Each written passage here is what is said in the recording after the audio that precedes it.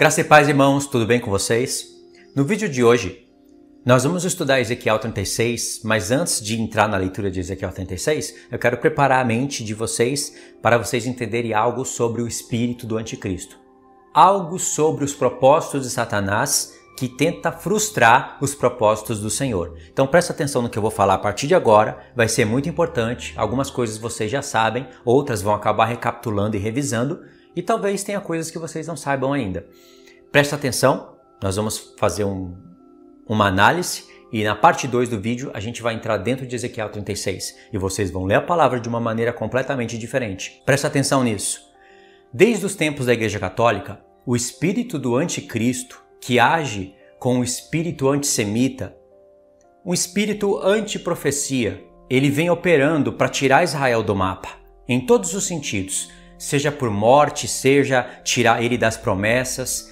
Esse é o espírito do anticristo, é um espírito contrário ao espírito da profecia, mencionado 2 vezes no livro do Apocalipse.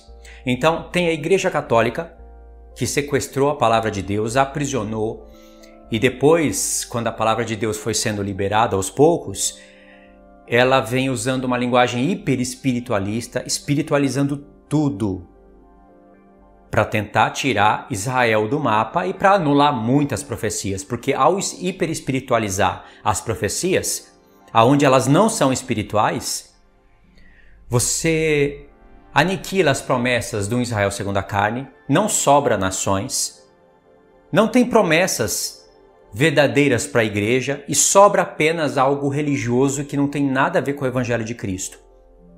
Esse espírito é tão forte que ele transitou da Igreja Católica Romana para dentro da Reforma.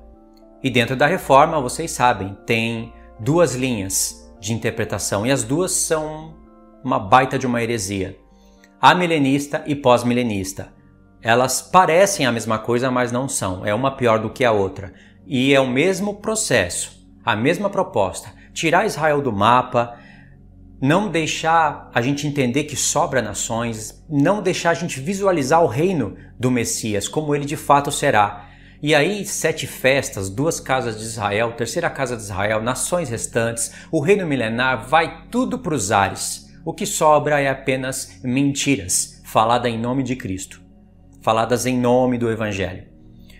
Então, vocês sabem disso, né? É bom vocês saberem disso. Só nesse vídeo, nesse início, que eu estou falando isso para vocês. Só para vocês verem como o espírito do anticristo está ao derredor das pessoas procurando brecha para ele entrar. E esse espírito não desiste. Ele conseguiu pegar pessoas até do nosso meio. Pessoas que entenderam sobre as 2 casas de Israel. Pessoas que não são pré-tribulacionistas. Pessoas que não são amilenistas. Que são pré-milenistas. Que tem até uma coerência em certos pontos. Esse espírito antiprofecia agarrou essas pessoas. E agora elas são contra promessas de Deus. Elas trabalham para distorcer o Evangelho. Ou seja, elas estão em caminho de apostasia, sim. Porque se elas continuarem seguindo esses passos, elas vão renegar muitas coisas. Tanto é que essas pessoas já estão colocando ímpios na primeira ressurreição, já estão misturando as coisas. Já já elas vão começar numa apostasia maior. E são essas que dizem que Deus não tem promessas para Israel segundo a carne, que Deus só tem promessas para os filhos de Abraão, os filhos do Espírito, e usam os textos de Paulo, usa texto ali, texto aqui, e eles usam também Ezequiel 36, só que eles usam pulando, distorcendo. Então nós vamos fazer uma leitura aqui e vocês vão perceber que, embora tenha textos para a casa de Israel segundo o Espírito, os que serão glorificados, Deus, na maioria das vezes, ele está falando pelo profeta Ezequiel de um Israel segundo a carne, de um Israel que vai estar nas nações, vai ter um sacerdócio rebaixado, vai estar subordinado a um reino maior, a um reino superior. E não tem como fugir disso, a não ser que você se torne um hiperespiritualista e herético. O apóstolo Paulo, nem o apóstolo Paulo explicou tudo o que tem para ser explicado na palavra de Deus. Ele explicou o que era mais importante para aquela época. E o próprio Senhor Jesus, com Pedro, com o apóstolo Paulo, deixou algumas dicas, deixou algumas pisadas para a gente seguir os passos, para a gente entender que eles não viam apenas um reino supraceleste, um reino nos céus, onde na terra não sobra nações restantes, não tem Israel restante, não tem nada, é tudo no céu. Quando Jesus voltar, ele vai matar quem não creu. Isso é uma visão distorcida do Evangelho. E aí vocês vão perceber aonde se encontram os furos, aonde se encontram os erros que as pessoas de propósito estão fazendo. Não é sem querer, é de propósito. Os amilenistas não sabem disso. Igreja Católica Romana nem se fala, então. Os únicos que ainda falam que existe promessas para Israel, que Deus tem que tratar com Israel, adivinha quem são? São os pré-tribulacionistas. São os únicos que ainda têm uma certa coerência, uma pequena coerência em alguns textos. Mas, na mente deles, Deus vai tratar com Israel na última semana, onde a igreja já foi arrebatada, e aí os 144 mil virgens literais das 12 tribos, olha que ilusão, vão estar aqui pregando o evangelho, e o Israel vai ter que se converter, a igreja que ficou sem bodas, com todo mundo ficando sem bodas, para se tornar igreja. E se não se converter, vão tudo para o inferno, e depois disso eu não sei o que eles imaginam. Se é reino no céu, se é reino na terra. A maioria deles imagina um reino supraceleste no céu, você com anjo, batendo as asas, junto lá com os querubins, com os serafins, e falando santo, santo, santo é o Senhor dos exércitos. Para sempre. Olha que coisa chata. Fala a verdade, isso é chato pra caramba, irmãos. Até parece que o reino é só isso. Jesus veio, morreu, ressuscitou, te salvou para te dar asinhas para você ficar lá no céu falando santo, santo, santo. Santo, santo, santo. Olhando o Pai, o Filho e o Espírito, olha que coisa herege. Olhando 3 deuses lá no trono e falando santo, santo, santo é o Senhor dos exércitos. Fala a verdade, o diabo é sarrista mesmo, né? Seja como for, até para pessoas que não acreditam nessa visão, é uma caricatura do reino de Deus, bem feia mesmo. Até para aqueles que não acreditam nisso, que acreditam nas 2 casas, eles estão sendo guiados pelo espírito anti-profecia. Ao contrário, o espírito da profecia é o que vocês vão ler agora. O espírito anti-profecia é aqueles que falam: não existe mais promessas para Israel segundo a carne. Não existe promessas para a carne, é para o espírito. Bonito, né? Bonito de você ver.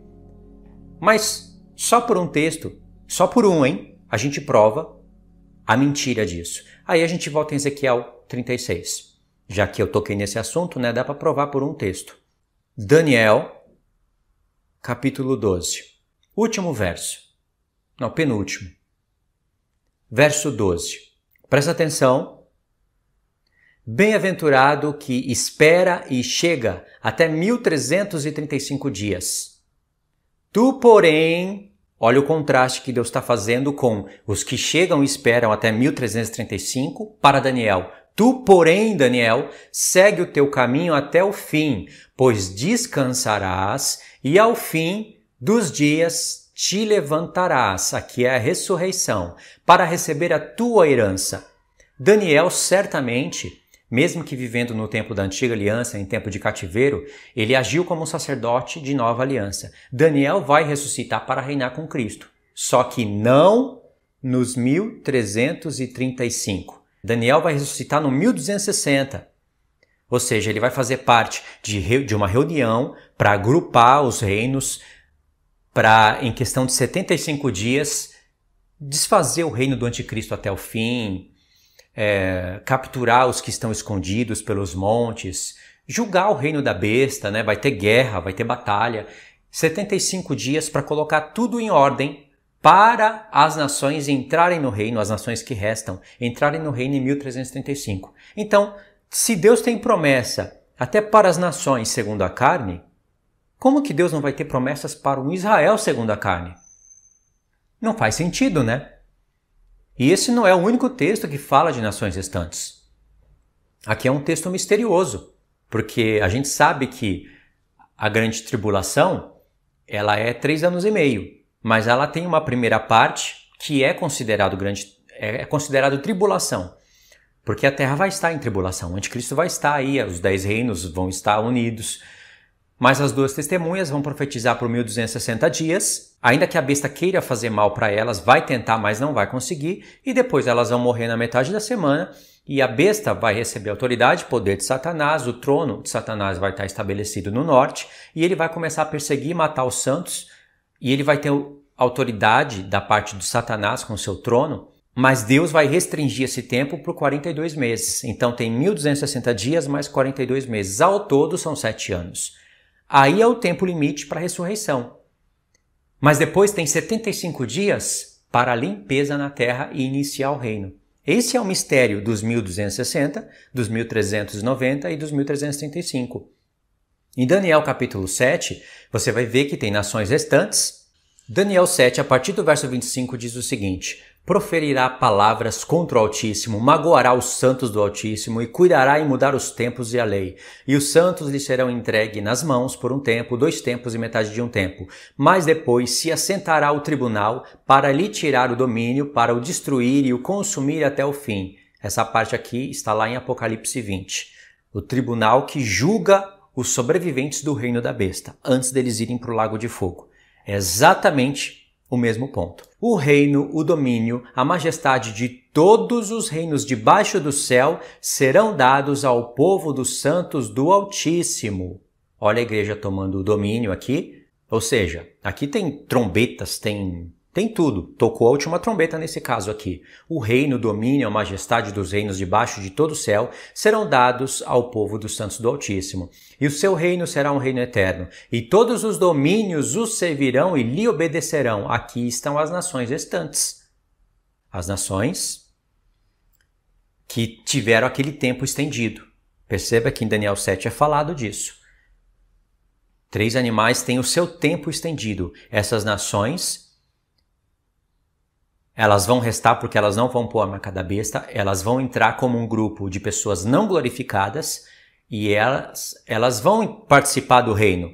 Entre elas vão ter os governadores, os presidentes, mas todas elas servirão ao povo do Altíssimo. Está escrito com todas as palavras. Ou seja, aqui está falando do reino milenar. Não tem como pôr isso agora, é impossível. Por isso que as linhas amilenista e pós-milenista são as linhas mais heréticas do mundo evangélico. Podre. Então isso daqui está falando do futuro. Restaram nações, elas perderam o domínio, foi passado para o povo do Altíssimo, mas elas estão vivas e estão servindo ao Senhor. Certamente não colocaram a marca da besta e tem aquela pregação toda do deserto, aquela questão toda que vocês devem conhecer. E pronto, no 28, Daniel fala que encerrou o assunto. Então, até em Daniel 7, até no livro de Daniel, tem nações restantes, tanto em Daniel 7 como em Daniel 12. Em Daniel 12, o Senhor fala, como eu li, eu vou repetir. Bem-aventurado aquele que chega e espera até 1335 dias, porque a única maneira de nações restarem nesse mundo de câmeras, de tecnologia, é para os desertos, bem longe do sistema. E ainda com a proteção do Senhor, é a única maneira. Vai ter que restar, né? Até a igreja vai ter que passar por isso. Nem todos vão morrer, nem todos vão para o deserto. Tem pessoas que vão morrer dando testemunho pelo Senhor, tem pessoas que vão sobreviver até o fim, no tempo do deserto. São grupos, você tem que enxergar a palavra de Deus pela uma visão panorâmica. Imagine uma visão de helicóptero e uma visão de avião. Você tem que ter essas duas visões e enxergar as coisas por agrupamentos. 3 reinos vão entrar vivos no reino milenar. 3 reinos não, 3 grupos de pessoas. Imagine por agrupamentos. Eles vão entrar vivos no reino milenar. Um grupo vai entrar vivo no lago de fogo. Um grupo de pessoas vai inaugurar o milênio entrando como mortos no Sheol. Esses são grupos. Não vou explicar um por um agora, porque quando eu for explicar sobre isso, eu quero fazer mapas para vocês. Mas agora eu estou pensando em visualizar tudo por agrupamentos, por grupos e por contextos provando isso. Pelo menos sobre esses 3 grupos eu vou falar. O primeiro grupo é a igreja. Recebe o sacerdócio segundo a ordem de Melquisedeque, é glorificada, tem acesso aos céus, reina sobre a terra. O porquê que ela alcançou isso é porque creu no Evangelho, testemunhou, pregou renunciou à carne e todas essas coisas pertencentes ao Evangelho. Alcançou essa promessa. O segundo grupo, o Israel restante. Eles demoraram para acreditar, eles não lutaram contra a carne, não testemunharam a palavra de Deus para resgatar outras pessoas. Mas eles sobraram porque não colocaram a marca da besta, porque não adoraram a besta. Mesmo vendo seus parentes sendo mortos, eles resistiram até o fim e restaram nas condições de Zacarias 12:14. Muitos deles receberão um sacerdócio inferior no templo de Ezequiel, estarão no milênio. É um sacerdócio, mas é o sacerdócio de Zadok.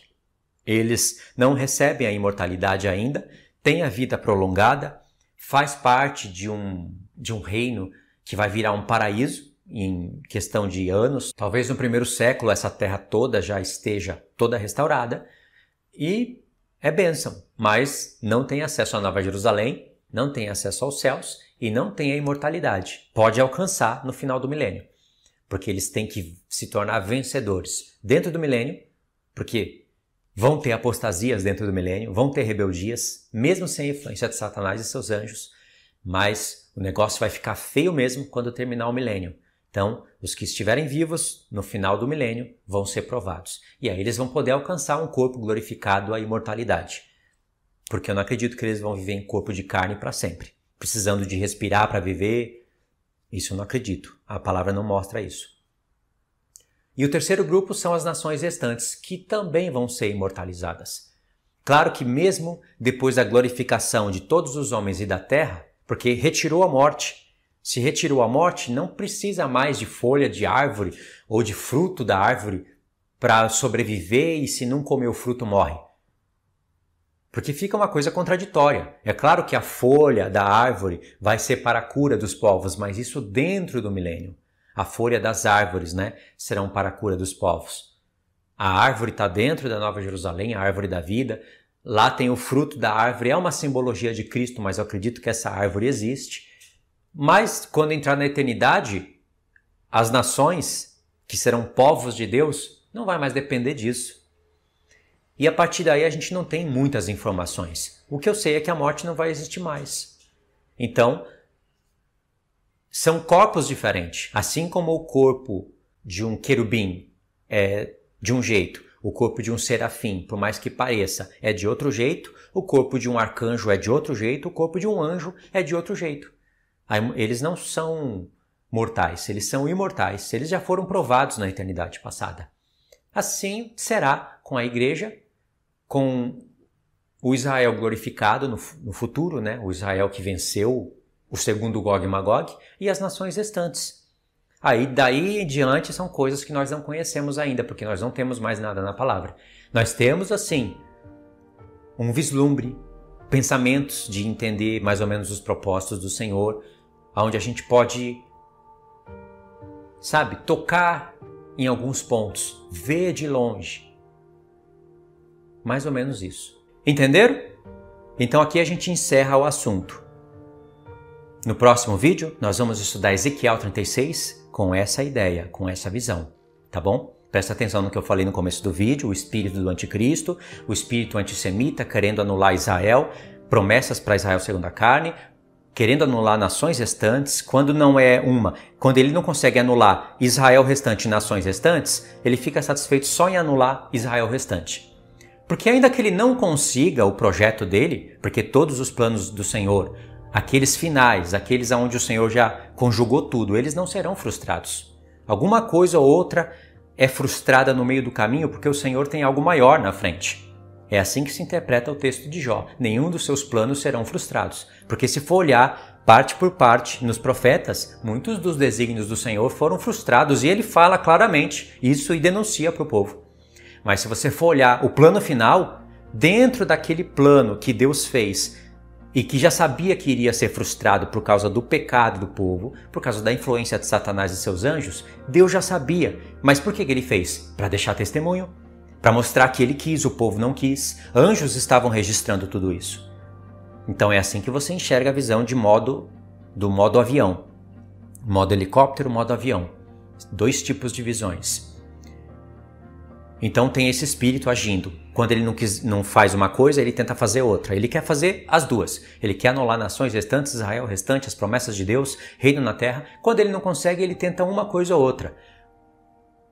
Por que ele faz isso? O propósito principal, eu acredito, que é para colocar pessoas contra as pessoas, irmãos contra irmãos, para colocar incredulidade, para gerar dúvida. Se tem muita dúvida, se tem muita gente falando muita coisa, as pessoas mais simples que estão começando a estudar agora, elas ficam confusas. Por isso que Satanás faz isso. Então, presta atenção, qual espírito que você está ouvindo? Qual espírito que está te guiando? O que você está fazendo com as escrituras? Tá bom? Então, deixe os comentários, no próximo vídeo vai aparecer na tela final, também vai estar tudo organizado na minha playlist. Nós vamos estudar o capítulo 36 de Ezequiel.